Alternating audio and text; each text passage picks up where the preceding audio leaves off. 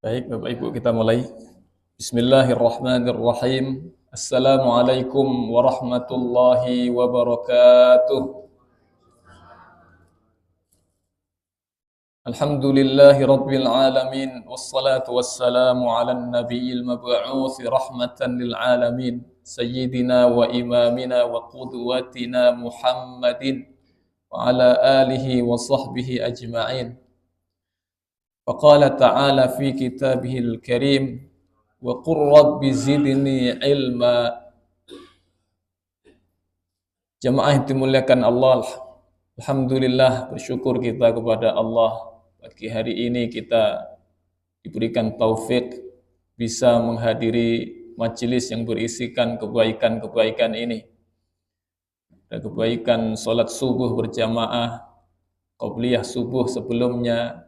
Sekarang kita sedang menanti salat syuruk. Semua kebaikan-kebaikan ini insyaallah kebaikan yang bisa kita dapatkan pahalanya nanti ketika bertemu dengan Allah Subhanahu wa taala. Mudah-mudahan Allah Subhanahu wa taala mengistiqamahkan kita dalam hal-hal kebaikan sampai kita dipanggil menghadap kepadanya. Salawat dan salam kita sampaikan, kita hadiahkan kepada uswah teladan kita Nabi besar Muhammad sallallahu alaihi wasallam. Mudah-mudahan kita diberikan taufik oleh Allah untuk bisa meneladani sunnah-sunnah beliau. Jamaah yang dimuliakan Allah Subhanahu wa taala, insyaallah kajian kita pada pagi hari ini akan melanjutkan hadis atau bab yang ke-18 dari kitab Riyadhus Shalihin karya Al-Imam An-Nawawi rahimahullahu taala. Insyaallah pada pagi hari ini pembahasannya adalah seputar babun nahyi 'anil bid'ah wa muhdatsatil umur. Bab tentang larangan berbuat bid'ah dan larangan melakukan perkara-perkara baru di dalam Islam yang tidak ada dasarnya atau tidak ada dalilnya. Jamaah dimuliakan Allah Subhanahu wa taala, ini bab yang sangat penting karena di dalamnya ada hadis-hadis yang merupakan mi'yar, standar kebenaran amalan zahir kita. Kalau standar kebenaran amalan batin kita itu ada di hadis pertama yang dulu pernah kita bahas, adalah innamal a'malu binniyat. Sesungguhnya amal itu tergantung niatnya. Nah, kalau bab ini maka berisikan hadis yang menjadi standar kebenaran amalan zahir kita, yaitu tentang larangan tentang bid'ah. Maksudnya adalah kita diperintahkan untuk senantiasa mengikuti baginda Nabi Shallallahu Alaihi Wasallam, dan kita dilarang untuk membuat atau mengarang hal-hal baru di dalam agama, terutama yang menyelisihi menyelisihi pokok-pokok ajaran Islam. Jamaah yang dimuliakan Allah, ini bab yang cukup sensitif. Cukup sensitif, terutama bagi kita atau orang-orang yang baru mengetahui satu macam pendapat ulama saja. Tapi insya Allah kalau kita semakin luas pengetahuannya, mengetahui adanya khilaf, perbedaan pendapat antar ulama dalam masalah ini, maka insya Allah bab ini tidak lagi menjadi bab yang sensitif. Insya Allah ketika kita luas pemahamannya dalam bab ini, insya Allah kita akan lebih lapang dada melihat perbedaan antara kita dengan saudara kita, antara kebiasaan kita dengan kebiasaan saudara kita, sesama muslim.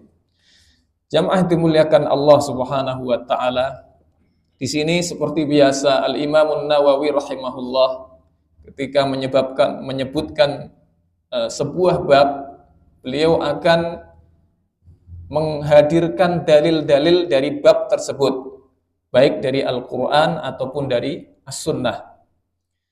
Dari Al-Quran jamaah dimuliakan Allah, beliau menyebutkan bab-bab ayat-ayat yang mendukung bab yang beliau tulis ini. Di antara ayat yang beliau tulis adalah famadza ba'dal haqqi illa dhalal. Tidak ada setelah al-haq kecuali kesesatan.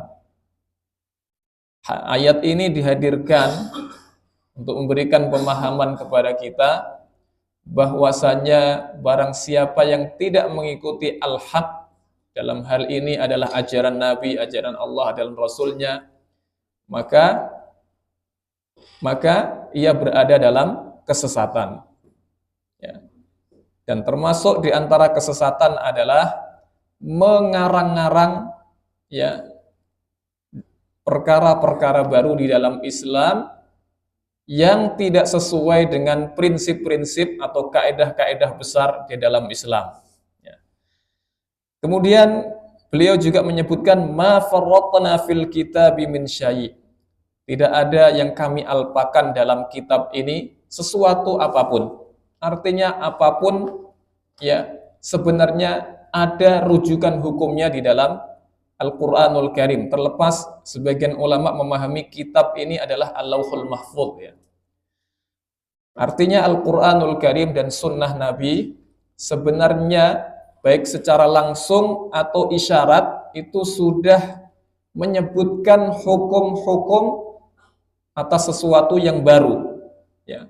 Perkara-perkara baru itu ada hukumnya, baik disebutkan secara langsung atau contoh-contohnya ya, tinggal para ulama nanti berijtihad ya, mencari apa hukum yang sesuai dengan perkara baru tersebut. Kemudian ayat yang beliau sebutkan setelahnya adalah fa in tanaza'tum fi syai'in farudduhu ila Allahi war Rasul. Jika kalian berselisih tentang sesuatu, maka kembalikanlah hukumnya kepada Allah dan Rasulnya, kepada Quran dan Sunnahnya. Wa qala ta'ala wa anna hadha sirati mustaqiman fattabi'uhu wa la tattabi'us subula fatafarraqa bikum an sabilih. Sesungguhnya jalan ini adalah lurus, maka ikutilah ia. Maksudnya ajaran Allah dan Rasul itu adalah ajaran yang lurus. Ikutilah ia. Wala tattabi'us subula, jangan kau ikuti jalan-jalan lain. Fatafarraqa an sabilih, maka kalian akan terlempar ya, tercerai-berai dari jalan Allah pada akhirnya. Ya. Di antara mengikuti jalan lain adalah ya mengarang-ngarang perkara baru di dalam agama ini, sesuatu yang berbenturan menyelisihi dengan kaedah-kaedah, dengan prinsip-prinsip Islam. Kemudian Allah Subhanahu wa taala berfirman, "Qul in kuntum tuhibbunallaha fattabi'uni yuhibbukumullah wa yaghfir lakum dzunubakum." Jika kalian benar mencintai Allah, maka ikutilah aku. Artinya kalau mengikuti Nabi, kita dilarang untuk membuat perkara-perkara baru ya di dalam agama yang menyelisihinya. Yuhibbukumullahu wa yaghfir lakum dzunubakum. Kalau kau ikuti aku, maksudnya Nabi Muhammad, maka Allah akan mengampuni kalian. Ya, akan Allah cintai dan Allah akan mengampuni dosa-dosa kalian. Wal ayatu fil babi katsiratun ma'lumah. Dan ayat-ayat ya yang menerangkan tentang bab larangan tentang bid'ah dan perkara-perkara baru di dalam Islam ini itu banyak sekali dan sudah sama-sama diketahui. Wa ammal ahaditsu fakatsiratun jiddan. Ya, kita akan cepat nanti kita syarahnya. Dari Aisyah radhiyallahu anha bahwasanya Rasulullah bersabda, "Man ahdatsa fi amrina hadza ma laysa minhu fahuwa raddun." Barang siapa yang mengada-adakan perkara baru dalam agama ini yang tidak ada dasarnya, yang tidak menjadi bagian daripadanya, fahuwa raddun, maka ia tertolak atau ditolak. Dalam riwayat lain ya disebutkan man amila amalan, barang siapa mengamalkan suatu amalan laisa alaihi amruna fahuwa raddun, yang tidak ada syariat kami padanya, fahuwa raddun, maka ia ditolak. Hadis kedua jamaah dimuliakan Allah,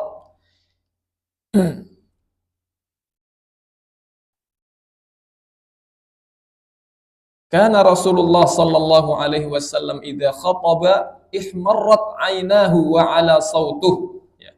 Jika Rasulullah berkhutbah, itu mata beliau sampai memerah. Wa ala sautuhu, dan suara beliau meninggi. Washtadda ghadabuhu, dan kemarahan beliau seolah-olah itu ya sedang memuncak. Hatta ka'annahu mungdhiru jaishin, seolah-olah beliau itu sedang memperingatkan pasukan perang, seorang komando yang memperingatkan pasukan perangnya.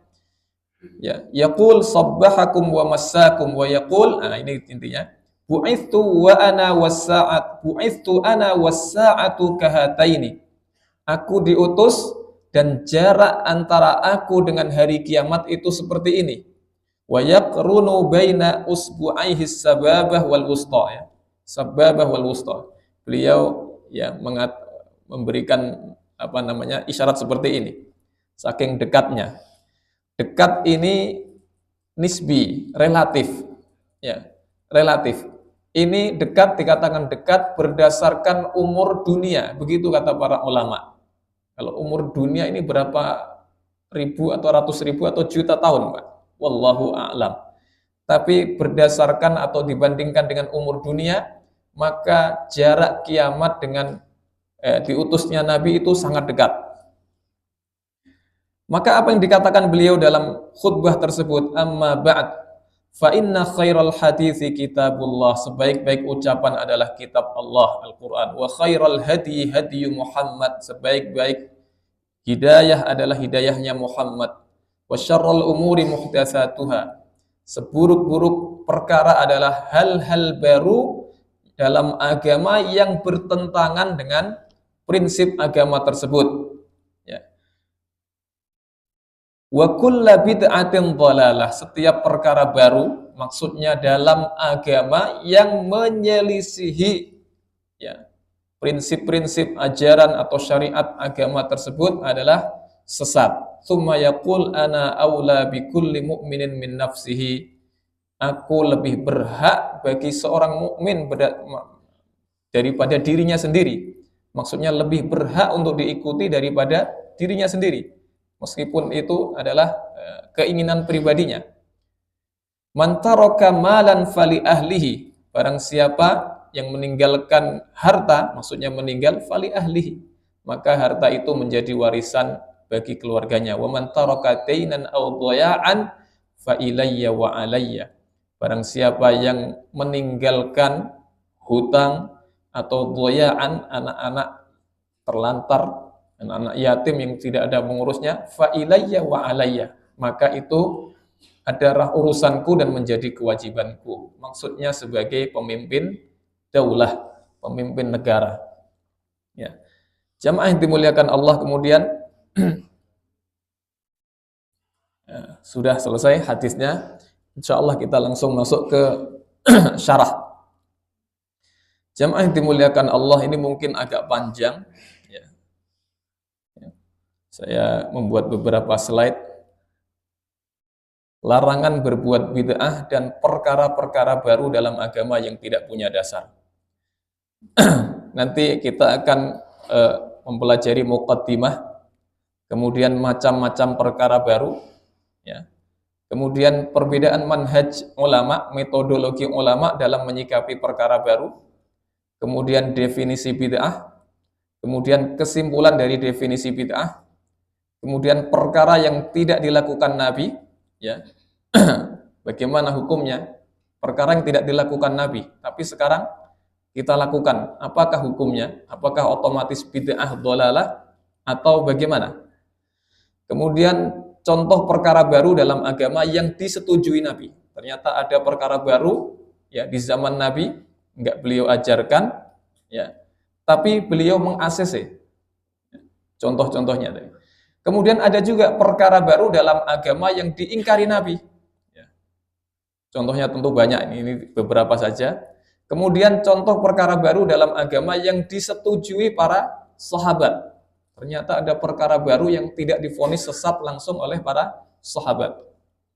Kemudian contoh perkara baru dalam agama yang diingkari para sahabat. Ada juga perkara baru yang diingkari. Ya. Insya Allah kita akan bahas satu persatu dengan agak cepat. Jamaah yang dimuliakan Allah, sebagai pengantar bab ini, ya, sebagai muqaddimah, yang pertama yang perlu kita sebutkan adalah bahwasanya Islam adalah agama yang sempurna. Maka ia tidak perlu lagi ditambah, apalagi dikurangi. Menambah itu merusak kesempurnaannya, mengurangi kesempurnaannya. Ya. Allah Subhanahu wa taala ya, menurunkan surat Al-Maidah ayat 3, "Al-yauma akmaltu lakum dinakum wa atmamtu 'alaikum ni'mati wa raditu lakumul Islam madina." Pada hari ini aku sempurnakan untuk kalian agama kalian. Aku cukupkan atas kalian nikmatku. Wa raditu lakumul Islam madina, dan aku ridha Islam menjadi agama kalian. Begitu ayat yang turun kepada Nabi Shallallahu Alaihi Wasallam saat beliau melakukan haji wada. Sebagian ulama mengatakan ini ayat yang turun terakhir kali kepada Nabi Shallallahu Alaihi Wasallam. Tapi di sana tentunya ada khilaf. Kemudian yang kedua, jamaah yang dimuliakan Allah, bahaya berbuat bid'ah, mengarang-ngarang sesuatu yang baru dalam agama yang tidak ada dasarnya, tidak ada dalilnya. Ya, ini berbahaya. Kenapa berbahaya? Ada beberapa ya hal di dalamnya. Orang yang membuat perkara-perkara baru dalam agama yang tidak ada dasarnya, itu yang pertama seolah-olah menuduh bahwasanya agama ini tidak sempurna, sehingga harus ditambah-tambah lagi. Kemudian juga ya secara tidak langsung dia tidak mau mengikuti ajaran Nabi Shallallahu Alaihi Wasallam. Ya. Ini diantara bahaya-bahaya berbuat bid'ah. Kemudian yang ketiga, ya, yang perlu kita ketahui juga adalah bahwasanya perkara baru itu akan terus ada. Dari zaman Nabi bahkan sebelumnya sampai sekarang selalu ada. Ya. Tidak akan berhenti. Bagaimana kita mensikapinya? Nah, itu nanti kita akan sedikit sampaikan apa kata para ulama. Kemudian yang keempat, ijma', kesepakatan ulama bahwa setiap perkara baru itu pasti ada hukum syar'inya. Ya. Apa hukum syar'i itu? Hukum syar'i ya 5 itu, Pak. Kalau nggak wajib, sunnah, mubah, makruh, ya haram. Ya. Ijma' itu kesepakatan ulama bahwasanya setiap perkara baru itu pasti ada hukumnya. Dan ini yang menjadi tugas oleh para ulama. Tugasnya para ulama menggali hukum, mengeluarkan kesimpulan hukum dari Quran ataupun sunnah. Ijma' itu kesepakatan ulama, Bu, ya. Kedudukannya lebih pasti, ya. Saya bilang lebih pasti daripada Quran dan sunnah, bukan kata saya, kata para ulama. Kenapa? Kalau Quran dan sunnah itu kadang-kadang kalimatnya umum, ya, tidak definitif. Tapi kalau ijma' itu definitif. Secara ad-dalalah, penunjukan dia lebih pasti. Yang kelima, jamaah yang dimuliakan Allah Subhanahu wa taala, disyariatkan ijtihad bagi para ulama, dari ulama pada setiap perkara baru. Ini 5 muqaddimah yang perlu kita ketahui. Kemudian jamaah yang dimuliakan Allah Subhanahu wa taala. Yang kedua, tentang macam-macam perkara baru. Ya.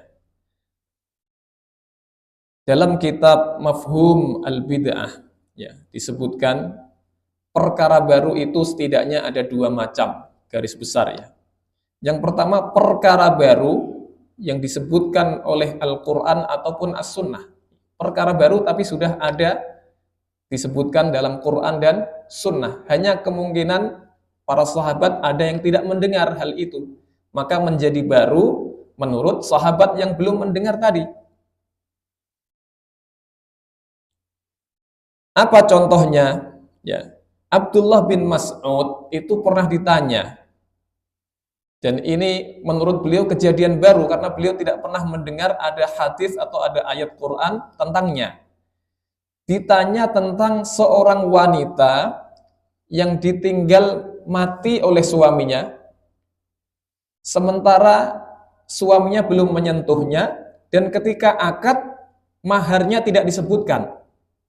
Bagaimana status wanita ini? Ya. Maka beliau menjawab, wanita ini satu, berhak mendapatkan warisan dari suaminya yang meninggal tadi. Dua, dia berhak mendapatkan mahar. Berapa besarannya? Padahal dia tidak disebutkan di akadnya. Besarannya adalah disamakan dengan wanita semisalnya, dengan kakaknya atau adiknya atau bibinya. Ya. Kemudian wajib baginya iddah, ya, iddah, menunggu. Jamaah dimuliakan Allah Subhanahu wa taala, ini ijtihad dari Abdullah bin Mas'ud radhiyallahu anhu. Dia tidak tahu, beliau tidak tahu ada hadis tentang ini. Maka kemudian para sahabat ya mengatakan, ada sebagian yang mengatakan, kami pernah mendengar Rasulullah persis memutuskan sebagaimana engkau memutuskan wahai Abdullah bin Mas'ud. Maka Abdullah bin Mas'ud mendengar hal ini senangnya luar biasa. Ya.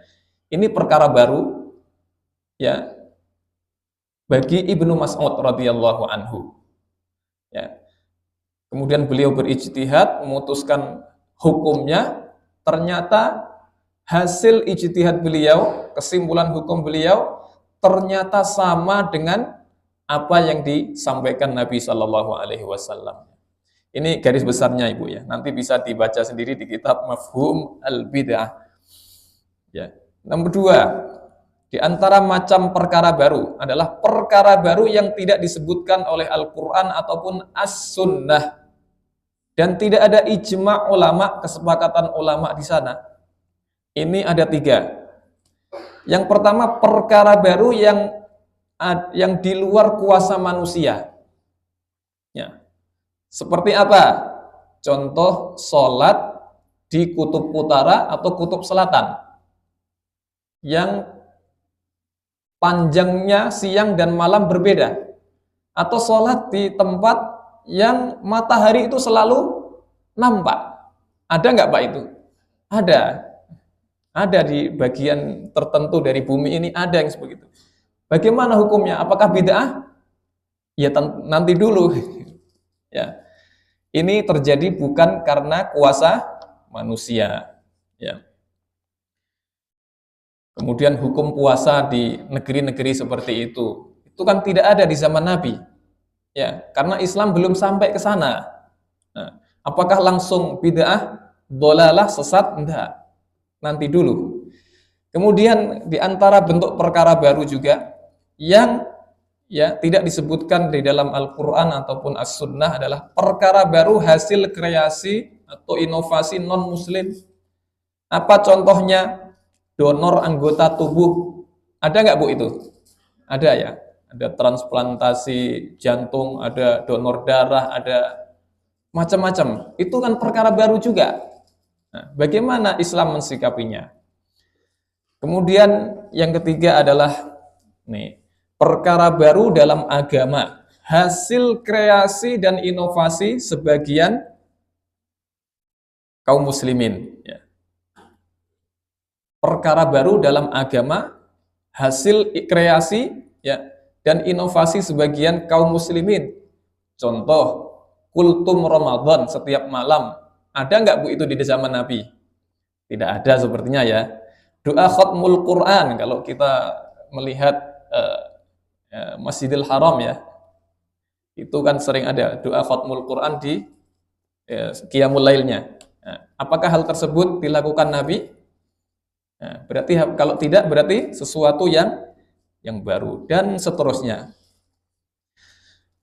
Untuk yang kedua ini ya, maka kesimpulan hukumnya adalah harus melalui proses namanya ijtihad, dan itu adalah kapasitasnya para ulama ya. Tidak langsung ujuk-ujuk dihukumi semuanya tidak boleh. Ya, semuanya tidak boleh. Kalau semuanya tidak boleh, berarti nanti dikira Islam itu tidak cocok untuk tidak sesuai dengan zaman. Nanti itu berbahaya. Ya. Jadi untuk perkara baru yang tidak disebutkan oleh Al-Quran ataupun As-Sunnah, tidak ada ijma ulama di sana, maka ya sikap Islam adalah ya memerintahkan para ulamanya untuk berijtihad, ya, karena perkara-perkara baru itu ya kemungkinan atau bahkan pastilah sudah ada disebutkan padanannya di dalam Al-Quran sebelumnya, dan ulama tinggal mencari makna yang mirip dengan yang disebutkan dengan Al-Quran, maka hukumnya akan disamakan. Dulu orang Arab hanya mengenal khamr. Sekarang di kita, zaman kita ada putau, ada ekstasi, ada pil koplo, macam-macam. Nggak ada itu di dalam Quran, nggak ada di dalam Sunnah. Nah, tugas para ulama adalah menyimpulkan dari Al-Quran dan As-Sunnah apa hukum pil-pil tadi. Ya. Kemudian jamaah yang dimuliakan Allah Subhanahu wa Ta'ala. Yang ketiga, tentang perbedaan manhaj ulama, metodologi ulama dalam mensikapi perkara baru. Ya. Para ulama dalam mensikapi perkara baru terbagi menjadi dua kelompok. Yang pertama, kelompok pertama, ya, saya katakan ini longgar. Longgar di sini bukan pujian, juga bukan celaan. Ya, longgar saja. Mengatakan setiap perkara baru dalam agama ada hukum syar'inya yang sesuai dengannya. Ya. Setiap perkara baru dalam agama itu ada hukum syar'inya. Ya, hukum syar'i antara 5 tadi Pak ya, antara wajib, sunnah dan seterusnya tadi. Apa dalil mereka? Nabi dan sahabat. Dalil mereka adalah Nabi dan sahabat ketika melihat perkara yang baru, ternyata sikap beliau dan mereka itu kadang menerima, kadang mengingkari. Ya. Jadi perkara baru menurut kelompok ini, ulama ini tidak serta-merta dihukumi haram atau sesat. Enggak. Karena Nabi SAW kadang meng-ACC, kadang mengingkari. Nanti kita lihat. Kemudian dalil mereka apa lagi? Man sanna fil islami sunnatan hasanah. Barang siapa yang menggagas hal-hal baru di dalam Islam, hal-hal yang baik, maka baginya pahalanya dan pahala orang yang mengikutinya. Wa man sanna fil islami sunnatan sayyi'atan falahu wizruha wa wizru man amila biha. Au kama qala, barang siapa menggagas ya sesuatu yang baru, yang buruk, maka baginya adalah dosanya dan dosa orang yang mengikutinya. Ini pendapat pertama. Pendapat yang kita katakan longgar. Ya. Karena ya menghukumi perkara baru dalam agama dengan 5 hukum tadi. Salah satu dari 5 hukum. Kalau enggak wajib, sunnah. Kelompok kedua ini kita katakan ketat. Sekali lagi bukan mencela, bukan apa-apa. Ini untuk memudahkan penamaan saja. Kelompok kedua, kelompok yang ketat ya. Apa pendapat mereka? Mengatakan setiap perkara baru dalam agama adalah bid'ah yang sesat. Dalil mereka adalah wa syarrul umuri muhdatsatuha. Tadi hadis tadi. Wa kullu muhdatsatin bid'ah. Ya, sering kita dengar. Dan hadis man ahdatsa fi amrina hadza ma laysa minhu fahuwa raddun. Ini kalau kita yang sering kita dengar adalah pendapat pertama, kemungkinan ketika kita mendengar pendapat kedua kita akan ingkar. Kemudian kalau kita yang sering kita dengar adalah pendapat kedua, setiap perkara baru itu bid'ah, sesat dan seterusnya, kemungkinan besar ketika kita mendengar pendapat yang pertama kita akan mengingkari. Betul enggak, Pak? Betul ya. Dan Begitulah watak manusia ya. An-nasu a'da'u ma jahilu, kata para ulama. Manusia itu seringkali menjadi musuh sesuatu yang tidak dia ketahui. Tapi kalau kita tahu dua-duanya, berikut dalil-dalilnya, insya Allah kita akan menjadi lapang hati, lapang dada ya. Sering saya contohkan mungkin dulu di awal-awal ya. Nabi bersabda, la khulufu famis shaimi atyabu indallahi min rihil misk. Ya, bau mulut orang yang berpuasa itu lebih wangi daripada misik di sisi Allah Subhanahu wa taala. Sekarang dengan hadis ini, apa hukum sikat gigi atau bersiwak di siang hari bulan Ramadan? Ya.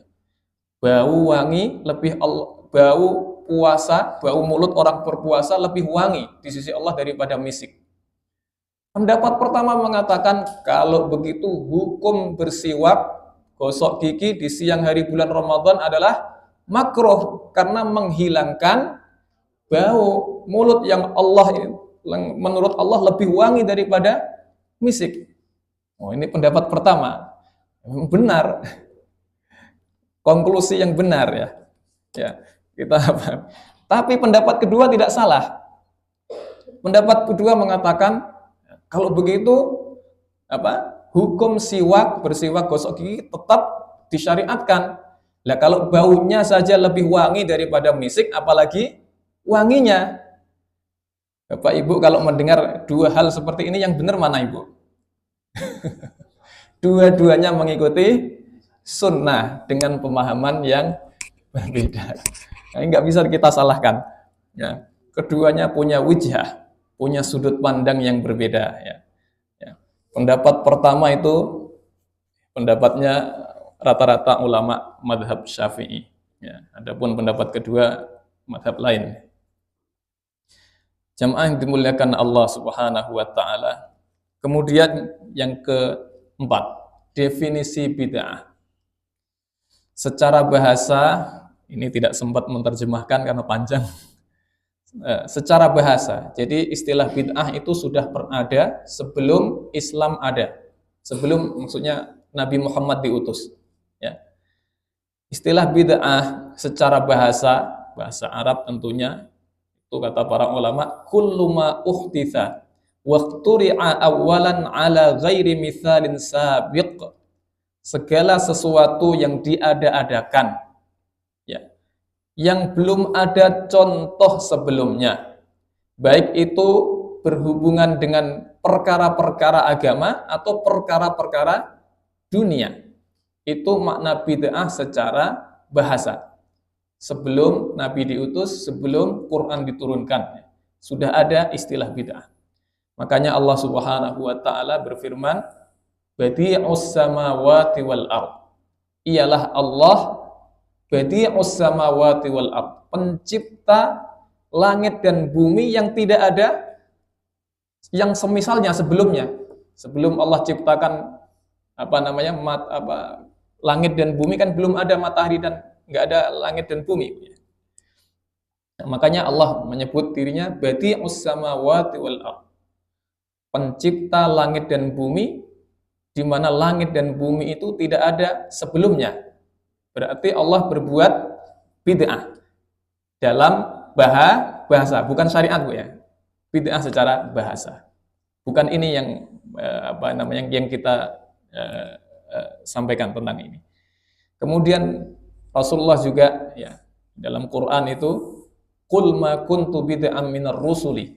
Allah memerintahkan Nabi untuk mengatakan kepada kaumnya, qul, katakan Muhammad, ma kuntu bid'an minar rusul. Bukanlah aku ini rasul yang bid'ah. Maksudnya apa? Sebelumku sudah ada rasul-rasul. Ya. Saya ini bukan rasul yang baru gitu. Sebelum saya sudah ada rasul-rasul. Ya. Intinya bid'ah ini adalah sesuatu yang baru yang belum ada contohnya sebelumnya. Itu secara bahasa. Sekarang secara terminologi atau istilah di dalam agama Islam, bid'ah itu apa? Ternyata para ulama tidak satu kata dalam definisinya. Dan tentu kita akan tahu konsekuensinya akan panjang pastinya. akan terjadi perbedaan di sana sini nanti dalam prakteknya, dalam penerapannya. Yang pertama tentang menurut Al-Imam Al-Aiz bin Abdissalam, apa kata beliau tentang bid'ah? Bid'ah adalah fi'lu ma lam yu'had fi asri Rasulillah. Melakukan sesuatu yang tidak dikenal di zaman Nabi. Itu kata beliau. Wahiyya munqasamatun atau munqasimatun ila wajibah wa muharramah wa mandubah wa makruhah wa mubahah. Dan ia terbagi menjadi 5, yaitu bid'ah yang wajib, yang haram, yang sunnah, yang makruh, dan yang mubah. Bukan menurut saya, tapi menurut Al-Imam Al-Aiz bin Abdis Salam. Kemudian yang kedua adalah menurut Al-Imam Asy-Syatibi rahimahullah. Apa kata beliau? Tariqatun fiddin mukhtara'atun tudahi asy-syari'ah yuqsadu bis-suluki 'alaiha al-mubalaghah fit ta'abbudi 'azza wa jalla. Sebuah cara beragama yang dibuat-buat, ya, yang menandingi syariat, ya, yuqsadu bis-suluki 'alaiha al-mubalaghah fit ta'abbud. Yang dimaksudkan ketika melakukannya adalah al-mubalaghah fit ta'abbud, ya, berlebih-lebihan dalam beribadah. Ya. Ini menurut Al-Imam Asy-Syatibi, yang madhab yang agak ketat, ya. Yang ketiga menurut Ibnu Hajar, ma uhtitha wa laysa lahu aslun fis syara'. Sesuatu yang diada-adakan, diciptakan sebelum tidak ada, yang tidak mempunyai dasar dalam syariat ini. Itu menurut Ibnu Hajar. Ibnu Rajab saya kira hampir mirip dengan Ibnu Hajar, ya. Ibnu Rajab ini Al-Hambali, kalau Ibnu Hajar adalah Syafi'i. Hampir sama, ma uhtitha mimma la aslalahu fis syariah. Ya. Sesuatu yang diada-adakan yang tidak ada dasarnya dalam syariat, nggak ada dalil yang menunjukkannya. Ya. Jamaah yang dimuliakan Allah, jika definisi bid'ah, di dalam definisi bid'ah saja ulama kita sudah berbeda pendapat, maka konsekuensinya pasti akan panjang. Penerapannya nanti juga akan berbeda-beda. Ya. Maka hal seperti ini mudah-mudahan tidak membuat kita kaget, ya. Tadi sudah disebutkan contohnya, ya.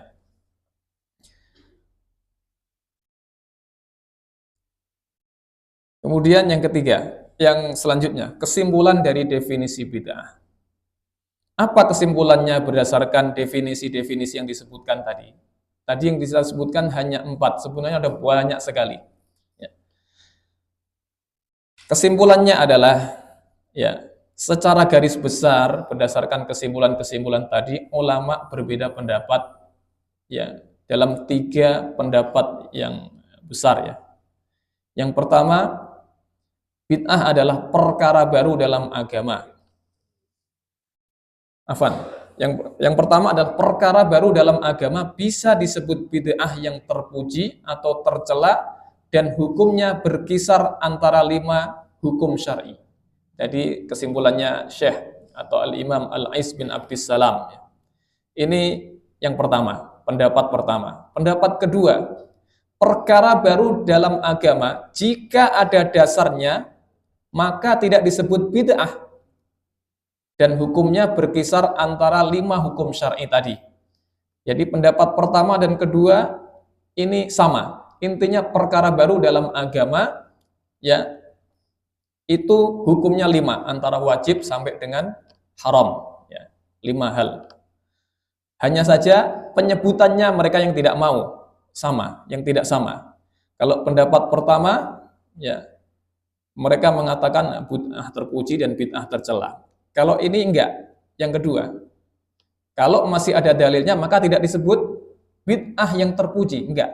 Ya. Mereka menamakannya ya langsung dengan hukum-hukum syar'inya saja. Wajibat, ini kelompok yang diwajibkan, ini kelompok yang disunnahkan, dan seterusnya.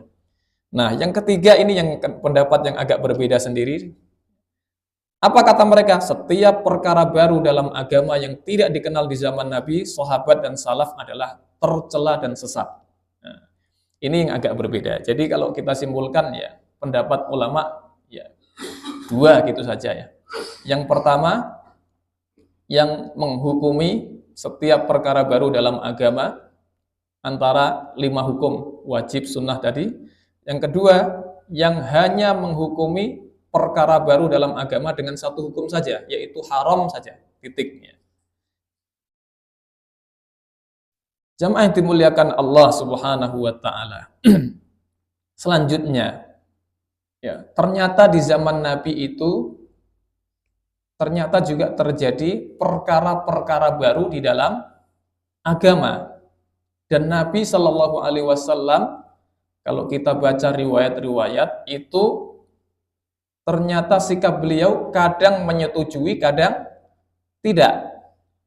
Kadang meng-ACC, kadang menolak.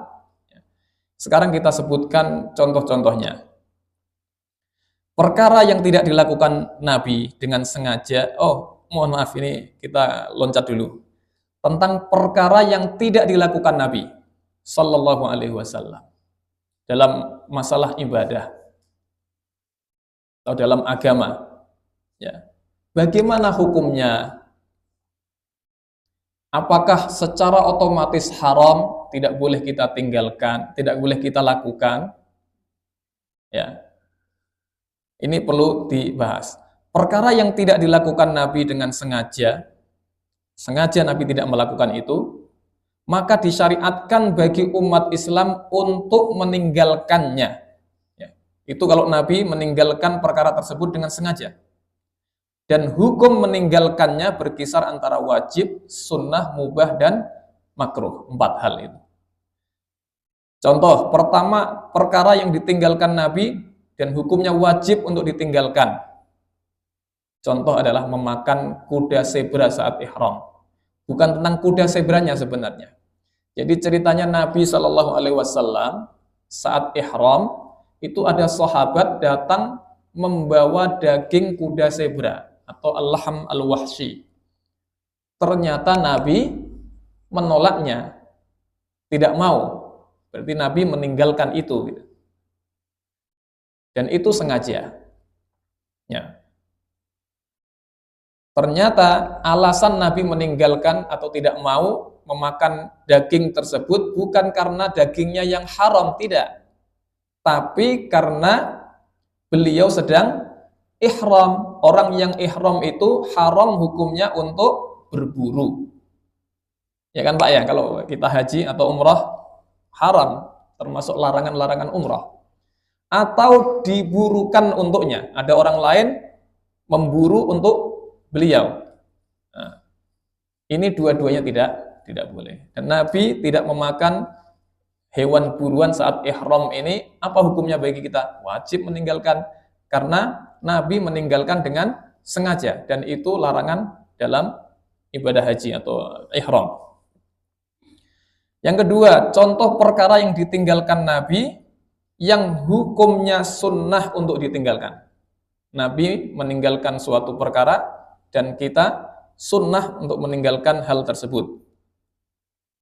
Contoh, mengusap rukun Iraqi dan Yamani. Ya. Ka'bah itu kan ada 4 sisi, Bu ya. Ada yang sebelum Hajar Aswad itu disebut rukun apa itu? Yamani ya, kalau tidak salah. Kemudian yang ada sisi Hajar Aswadnya itu rukun apa itu, Pak? Yamani juga kalau tidak salah. Yang penting selain 2 itu itu Rasulullah SAW ketika tawaf itu tidak pernah menyentuh itu. Yang beliau sentuh adalah rukun Yamani.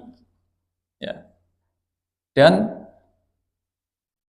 ya, rukun Yamani ada 2 sisi lah intinya. Dan beliau tidak menyentuh 2 sisi yang lain, yaitu rukun Iraqi dan Syami. Ya. Maka bagaimana hukumnya? Itu kan perkara yang ditinggalkan Nabi. Maka ulama mengatakan itu hukumnya sunnah untuk ditinggalkan. Maka kita tidak perlu mengelus-ngelus itu rukun Yamani dan rukun Syami dan rukun Iraqi saat kita tawaf. Ini perkara yang ditinggalkan Nabi dan hukumnya sunnah juga bagi kita untuk meninggalkan. Yang ketiga, ada contoh perkara yang ditinggalkan Nabi Shallallahu Alaihi Wasallam yang hukumnya mubah untuk ditinggalkan. Contoh memakan hewan namanya dob. Dob itu kalau kita buka YouTube semacam kadal, tapi makanannya adalah rumput. Ya, Nabi dihidangkan sebagian sahabat daging hewan bernama dob itu tadi. Ya, ternyata Nabi tidak, kalau orang Jawa mengatakan tidak kerso, tidak mungkin tidak masuk lah gitu sebagai manusia. Ya. Tapi Nabi tidak melarangnya, kulu makanlah gitu. Kemudian beliau menyebutkan alasan kenapa beliau tidak makan daging tersebut. Innaha laisat fi ardi qaumi. Itu enggak ada di tempat saya tinggal. Kan biasa Ibu ya, kalau ada orang ya dihidangkan suatu makanan yang enggak ada di daerahnya, biasanya sebagian ada yang tidak mau. Saya tidak masuk itu. Durian dan jengkol. Karena jarang di kampung saya ada itu. Dua itu. Contoh seperti itu.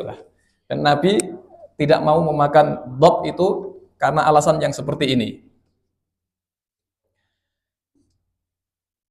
Ya. Kemudian yang keempat, ada contoh perkara yang ditinggalkan Nabi yang hukumnya makruh. Ya.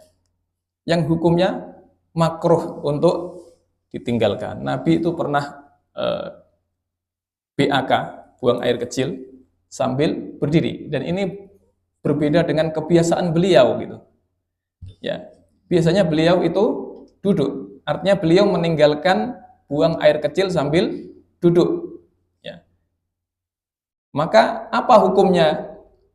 Ternyata ini hukumnya adalah makruh. Ya, hukum makruh. Nabi pernah seperti itu dan ulama memberikan penjelasan. Kenapa Nabi kok BAK sambil berdiri? Ada yang mengatakan saat itu Nabi sedang sakit bagian kakinya atau apanya.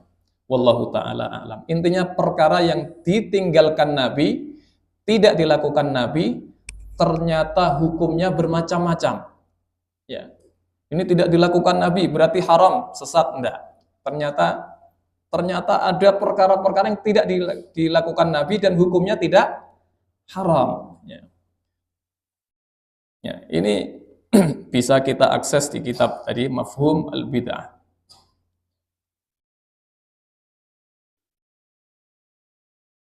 Kemudian contoh perkara baru dalam agama yang disetujui Nabi Shallallahu Alaihi Wasallam. Ya, perkara baru beliau tidak ajarkan. Ya. Contoh sholat 2 rakaatnya Khubayb ibnu Adi. Dulu mungkin pernah saya ceritakan tentang ceritanya Khubayb ibnu Adi. Intinya beliau tertangkap oleh kaum kufar Quraisy, kemudian disalib.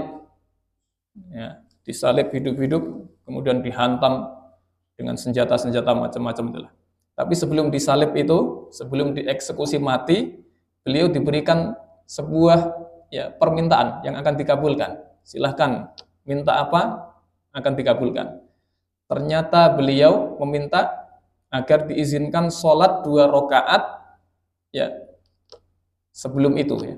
Akhirnya sholat beliau 2 rakaat. Pertanyaannya, sholat 2 rakaat ini sebelum dieksekusi ada dalilnya tidak, Bu? Tidak ada. Tapi Nabi apakah mengingkari? Ternyata tidak. Berarti kesimpulannya tidak semua yang tidak ada, tidak semua perkara baru itu ya. Ini pendapat kelompok atau ulama yang tadi saya katakan longgar. Ya. Ada dalilnya, mereka punya. Kemudian sholat 2 rakaatnya Bilal bin Rabah setiap selesai berwudu. Juga sama. Kemudian yang ketiga, contoh lagi, perkara baru yang Nabi setujui, tidak diingkari. Sholatnya salah seorang sahabat Ansor dengan selalu membaca surat Al-Ikhlas, ditambah dengan surat lainnya di setiap rakaat. Ada salah seorang sahabat ketika ngimami sholat, setelah Al-Fatihah, selalu dia membaca surat Al-Ikhlas. Kemudian setelah itu, membaca surat lain, baru kemudian ruku. Dan itu dilakukan terus berulang-ulang. Ternyata ketika Nabi Shallallahu Alaihi Wasallam mengetahui hal tersebut, ternyata Nabi tidak mengingkarinya. Ya. Padahal ini perkara jelas baru ini. Nabi tidak pernah menganjurkan, tidak boleh mencontohkan. Ya. Kemudian, ya, ada lagi juga kasus juga perkara baru yang Nabi ACC. Salat qiyamul lailnya salah seorang sahabat dengan selalu membaca surat Al-Ikhlas di setiap rokaatnya. Jelas ini Nabi tidak pernah melakukan ini, mendawamkan salat Al-Ikhlas dalam setiap rokaat, enggak. Tapi ternyata Nabi tidak mengingkarinya. Nabi mendiamkan, dan diamnya Nabi adalah persetujuan. Jam berapa ini, Bu? Kita cepat, Bu, ya.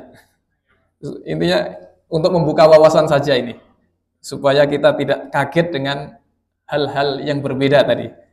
Ternyata ulama punya ininya. Ya. Ini kita masih 3 slide sebentar lagi ya. Kemudian contoh perkara baru dalam agama yang diingkari Nabi. Ya, diingkari Nabi. Perkara baru tidak diajarkan dan diingkari Nabi. Contoh nazarnya Abu Israel. Ada sahabat bernama Abu Israel, ya. Ketika Nabi khutbah, dia terlihat berdiri di luar masjid, ya, berpanas-panasan, tidak mau duduk padahal yang lain duduk, ya, tidak mau berteduh, dan ternyata sedang berpuasa. Ini hal baru, tidak diajarkan Nabi, ya. Berdiri, tidak mau berteduh, berpanas-panasan, ya, dan dalam keadaan berpuasa. Ternyata Nabi Shallallahu Alaihi Wasallam mengingkarinya. Ya. Kemudian beliau berpesan, itu siapa? Ya. Kemudian setelah dijawab, nah, tolong minta dia untuk duduk, minta dia untuk berteduh, ya, dan silahkan lanjutkan puasanya. Ternyata ada yang di ACC, ada yang ditolak. Ya. Yang di ACC adalah puasanya, yang ditolak adalah berpanas-panasannya, berdirinya, dan seterusnya. Yang kedua, contoh perkara baru dalam agama yang diingkari oleh Nabi. Ada 3 laki-laki hendak hidup membujang. Kita tahu kisahnya. 3 orang datang ke rumah Nabi Shallallahu Alaihi Wasallam, ya, menanyakan tentang ibadahnya Nabi seperti apa. Ketika dijelaskan, mereka mengatakan atau beranggapan, loh, ibadahnya Nabi ternyata ya tidak banyak-banyak sekali. Gitu. Kemudian salah seorang mereka mengatakan, ya wajar, Nabi sudah diampuni, apa yang akan terjadi, apa yang belum terjadi, wajar. Kalau kita kan beda. Nah, maka kemudian mereka mengada-adakan perkara baru. Orang pertama mengatakan, kalau begitu saya tidak akan menikah selamanya, demi bisa beribadah kepada Allah. Yang kedua mengatakan, kalau begitu saya tidak akan tidur semalam suntuk agar saya bisa qiyamul lail, beribadah penuh kepada Allah. Yang ketiga, saya kalau begitu akan berpuasa terus menerus. Ya. Nabi yang kemudian dikasih tahu tentang ada orang seperti ini, ternyata kemudian mengingkari. Sesungguhnya aku ini orang yang paling takut kepada Allah, paling bertakwa di antara kalian, akan tetapi aku tidur juga qiyamul lail, aku puasa juga berbuka, aku juga menikah. Ya. Intinya tidak semua perkara baru itu disetujui Nabi dan tidak juga diingkari oleh Nabi Shallallahu Alaihi Wasallam. Ada juga yang berpuasa wisal.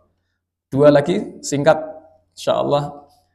Ya. Contoh perkara baru dalam agama yang disetujui oleh para sahabat.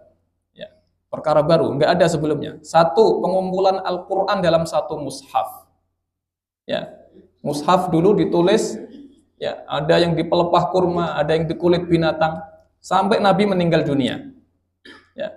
Di zaman Abu Bakar terjadi perang yang membuat syahid banyak orang-orang yang menghafal Al-Quran. Maka Sayyidina Umar ibn al-Khattab radhiyallahu anhu berinisiatif memberikan gagasan ide brilian kepada Abu Bakar. Saya berpendapat nih Quran harus dikumpulkan dalam satu mushaf. Memang ada perdebatan sedikit, tapi kemudian Khalifah Abu Bakar menyetujuinya dan memerintahkan Zaid bin Thabit untuk menjadi penulisnya. Dan itu diketahui oleh para sahabat. Dan tidak ada sahabat satupun yang akhirnya mengingkari. Padahal ini perkara baru. Yang kedua, kunut subuhnya Umar bin Khattab. Ternyata beliau menggagas doa-doa yang beliau karang sendiri. Allahumma inna nasta'inu bika wa nastaghfiruka dan seterusnya. Nah, nanti bisa dilihat di kitabnya langsung. Ya, dan itu tidak diingkari oleh para sahabat. Padahal Nabi memberikan doa, mengajarkan doa kunut juga. Ya. Perkara baru dan tidak diingkari, dan ini disetujui para sahabat. Kemudian yang ketiga, contoh penambahan lafal talbiyah, labbaik Allahumma labbaik, ada sebagian yang menambahkan para sahabat dan itu tidak ada yang mengingkari karena dianggap masih sejalan. Kemudian azan 2 kali di masa Sayyidina Utsman, ya, Utsman bin Affan radhiyallahu anhu. Ya. Terakhir, jamaah dimuliakan Allah Subhanahu wa taala, tidak semua juga perkara baru kemudian disetujui oleh para sahabat. Sebagian juga diingkari. Yang pertama adalah pengingkaran Abdullah bin Abbas kepada Muawiyah karena mengusap rukun Iraqi dan Syami. Beliau ketika tawaf, Muawiyah ini mengusap rukun Iraqi dan Syami. Saya tidak tahu yang Iraqi yang sebelah mana, yang Syami yang sebelah mana. Khawatir tertukar kalau menjelaskan nanti salah. Intinya yang tidak ada hajar aswadnya itulah. Sepertinya seperti itu Ibu ya. Kemudian yang kedua, pengingkaran Abu Sa'id Al-Khudri kepada Marwan bin Hakam karena mendahulukan khutbah daripada sholat Id. Ada sahabat menjadi imam dan khatib sholat Id, tapi dia mendahulukan khutbah. Maka kemudian para sahabat mengingkari. Jelas ini tidak diajarkan baginda Nabi. Yang ketiga, pengingkaran Ka'ab bin Ajrah kepada Abdurrahman bin Hakam karena duduk saat khutbah. Ini sedang khutbah, beliau duduk. Ya, ini kan sesuatu yang baru, maka sahabat mengingkarinya. Karena ya tidak sejalan dengan teks Al-Qur'an. Wa tarakuka qa'imah dalam surat Al-Jumu'ah itu. Di situ disebutkan Nabi berdiri. Yang keempat, pengingkaran seorang wanita terhadap Khalifah Umar. Ya, jadi Khalifah Umar ini pernah menetapkan atau mematok mahar seorang wanita dan akan dijadikan kebijakan negara mungkin ya. Maka ini jelas tidak ada di zaman Nabi. Ya, perkara baru betul itu. Maka salah seorang wanita datang memprotes. Ya. Apakah engkau hendak membatasi sesuatu yang Allah Subhanahu wa taala sendiri tidak membatasi? Bahkan Allah mengatakan kintoran. Ya, kintoran itu harta yang banyak. Ya, Allah saja mengatakan kintor, ya, harta yang banyak sebagai mahar, ya. Engkau kok membatasi? Ya. Ini perkara baru dan diingkari para sahabat. Jamaah yang dimuliakan Allah Subhanahu wa taala, ya.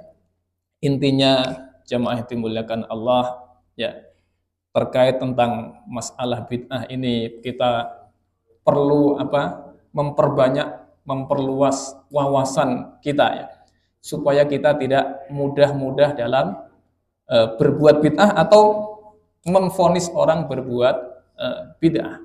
Apa yang kita katakan bid'ah bisa jadi orang yang melakukannya itu mengikuti pendapat ulama yang punya dalil. Ya. Maka kita harus waspada. Waspada dalam memvonis, tapi juga waspada juga. Jangan sampai kita melakukan kebid'ahan. Ya.